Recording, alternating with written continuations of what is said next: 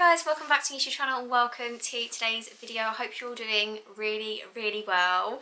In today's video, I wanted to talk finances with you. I wanted to talk about maternity leave and maternity pay and basically how much you should be looking to save money-wise before you go on maternity leave, because it is a really difficult time financially for mums, parents, anyone that's going on maternity leave, the whole family really, when you haven't saved. In an ideal situation, we'd all save the right amount of money. It would be really easy to do that. Easy in a cost of living crisis to do that, of course, and we would just not have to struggle at all financially when we're on maternity leave. But it's not the case. It's a really difficult time.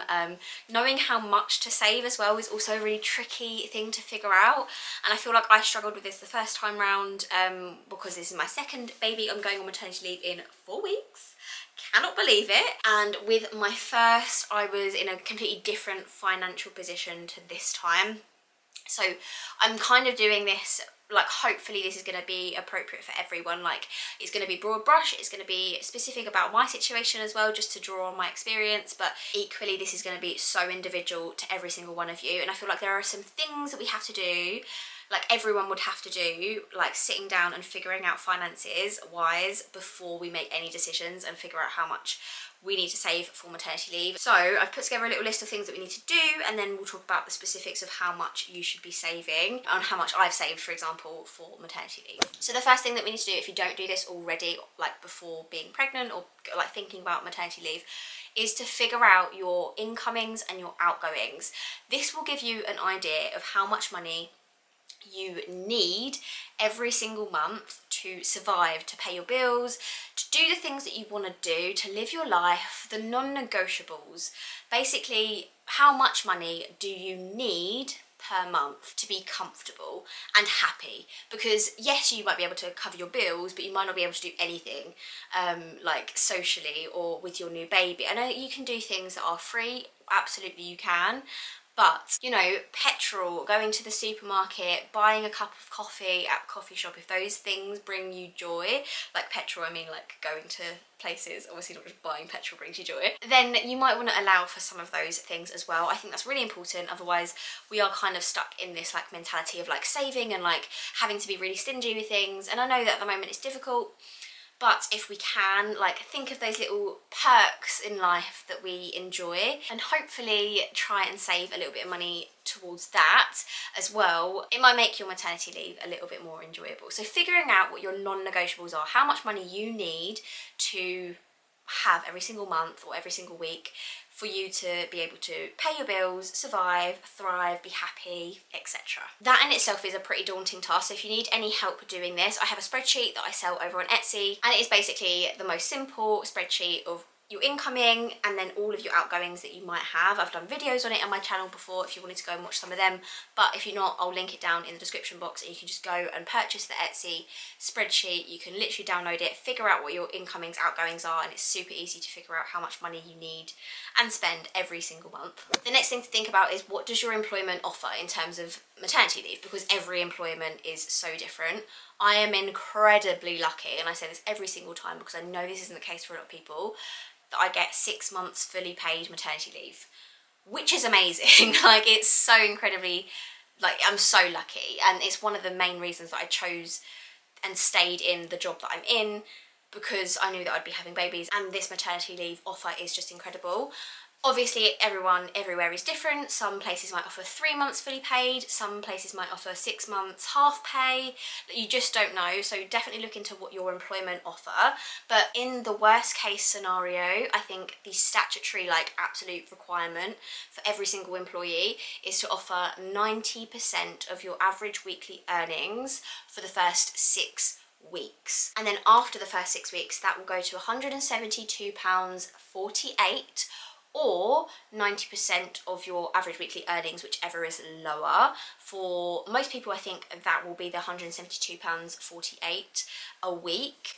That kind of equals out. It will be slightly different every month depending on how many days there are in a month, but on average that works out to about £689 a month if you have 4 weeks in a month, for example. So that is how much you'll get on statutory maternity pay. That is if your employment, if your job doesn't offer like a different type of maternity leave like package. So for me, for example, the first 6 months I'll be fully paid from my employer, and then I will go down to statutory maternity pay after that 6 months, which will be the £689 a month that I mentioned just then. So for me, that's my situation. Obviously, £689 a month probably doesn't cover many bills. It probably doesn't cover any debt that you might have. It probably doesn't cover, you know, anything. It certainly doesn't cover any of that for me. So I needed to know that after the 6 months of full pay has like finished from my employer, I will have to like save money to top up my statutory maternity pay for the next 6 months. The next step, I guess, is figuring out how long you want to take for maternity leave, because you have to tell your employer this anyway. And a lot of you watching this will probably have already decided this. Last time I took 9 months maternity leave, and this time I want to take the full 12 months maternity leave. On top of that, I can also take any annual leave that I've accrued, and annual leave is fully paid. So technically I've like returned to work if I'm taking annual leave. So figure out what your expenses are, figure out what your employer is going to offer you, figure out what your statutory maternity pay is going to be, if it is the £689 a month, and then go from there. Figure out how long you can or want to take maternity leave for. Last time, I don't think I would have been financially able to take any longer than 9 months because I wasn't able to save loads and loads of money beforehand, whereas this time I've been able, because we were trying for a little while and we kind of knew that this was the next stage. I knew that I wanted to take a longer period for maternity leave, and I just knew that I wanted to save as much money as possible to be in a financial position where I'm not forced to go back to work if I'm not ready yet. So say you want to take 9 months maternity leave, and you get the first 6 weeks as 90% of your average weekly income, which is almost full pay, not quite, but almost. And then after that 6 weeks, you go down to the £689 a month. And financially, you know, you have a mortgage, you have a car, like on finance, you have electric, you have gas, you have food, you have petrol, like you have all these things to pay for. Like all of us, right? You need to figure out how much money you spend every single month and then deduct the £689 from that amount. So say you want to take 9 months maternity leave and you know that you need to have £1,500 a month every single month to survive, thrive, be happy, pay your bills, and do activities that you want to do. So £1,500, that is the amount that you absolutely need every single month without fail. And you're only going to be getting £689 when you're down to statutory maternity leave pay. Do the maths of 1,500 minus £689.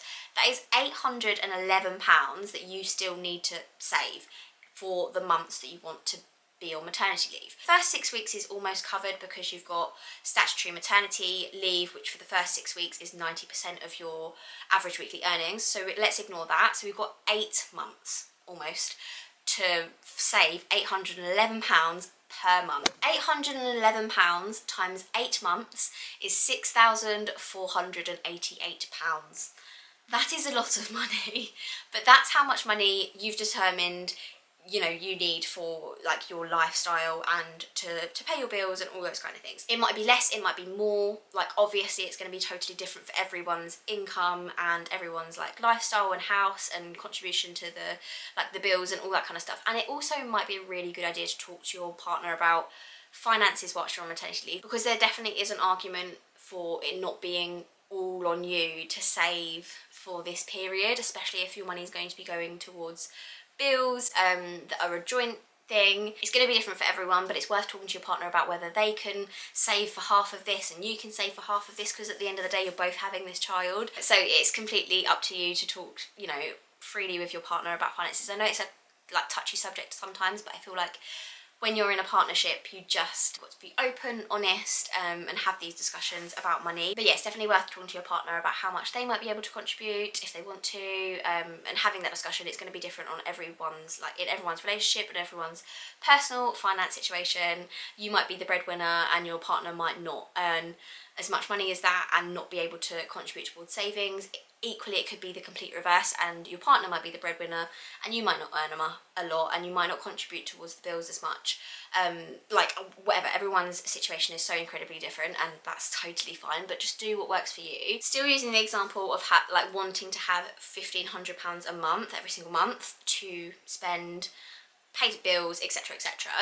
You are going to be needing to save, either on your own or with your partner, £6,488. So based on this, if you haven't already started saving, figure out how long you've got left until the point where you're going to have that money. So if you're at the beginning of your pregnancy, you know, maybe in week 4, you've still got 36 weeks to save this money, and then just basically do the maths again and figure out how much money you need to put away every single month towards this end goal. So say you and your partner are going to split this 50-50 and save for this together, then 6,488 divided by 2 is 3,244, and say you've got you know, 9 months basically, or 8 months let's say, to save for this money. 3,244 divided by 8, £405.50. Wow, that's a lot of money.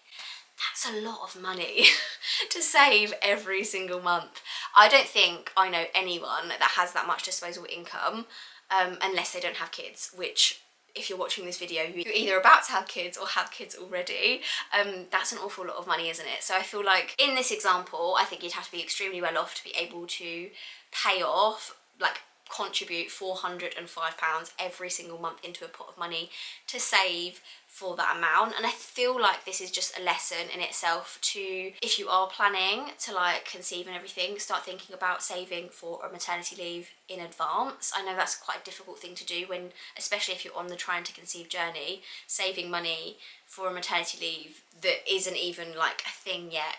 It could be quite like difficult, I think, but for us, like even before we started trying, I was saving money towards what would be my maternity leave pot, because I didn't want to have to struggle. And like I said, my main priority this time round was not having to go back at 9 months, because I don't think personally I was ready.